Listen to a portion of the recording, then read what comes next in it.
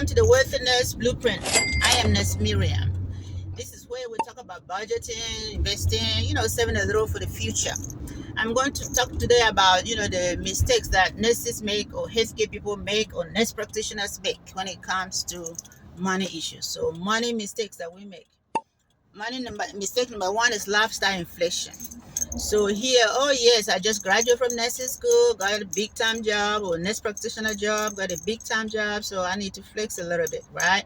So then you go and get a more expensive car with more insurance payment, more premium fuel, more housing, with more mortgage, right? So then you are always stressed all the time, just trying to make ends meet. Meanwhile, you shouldn't because you are making a decent income, right?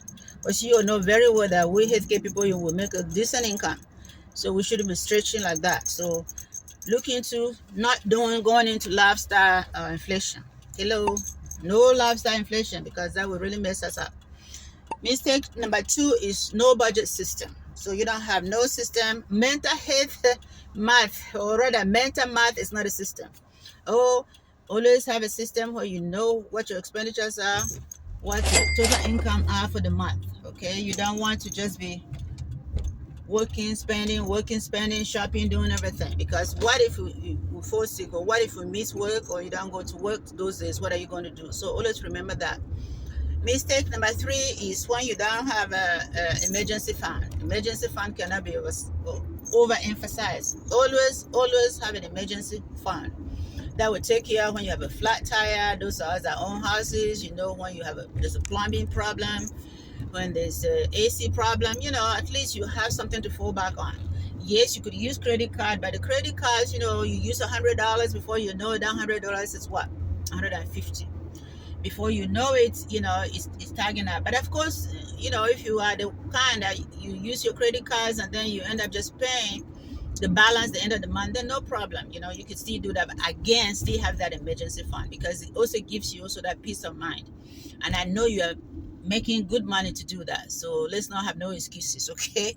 Mistake number four, having only one income. So I know as healthcare people, we have 2, 3 jobs, we're working overtime, we're doing this and that. But the mistake a lot of us do is that we're doing all those jobs, we're working, making all this money, but there's nothing to keep. We're not keeping anything. So how about we check and make sure that you divide your income, okay, from this source of income. This is what I'm going to do with that. This one, that's what I'm going to do that. This one is going to go to savings or something. Not to do overtime or take 2, 3 other jobs just so you can buy that big screen TV or just so you can buy that bag. That would not work. That's not building with. Okay, so make sure that as you are working, you have another source of income. And I always say encourage, side hustles is even best. Like as another source of income where you are doing that on the side. You don't really have to exchange your time for money. So that is very, very important. Again, you're all safe. We thank you for that. Then mistake number five is not investing early. I talk to people, young people, because as you can say, see, I'm senior citizen actually.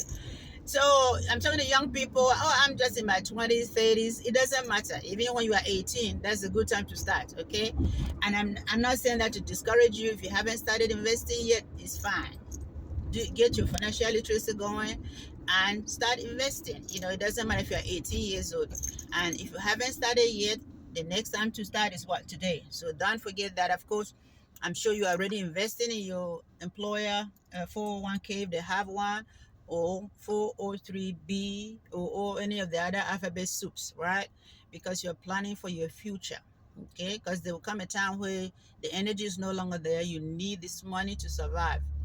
You can't just depend on what social security. Okay, then the last one is trying to look the sixth mistake is trying to look rich. You want to look rich. Hey, I'm a nurse, just got my license, or I'm a nurse practitioner. I have to look a certain way. It's fine if you can afford it, though. I see, I'm not against any of that. It's not, it's okay if you can afford. But if you cannot afford that, there's not a pushing yourself.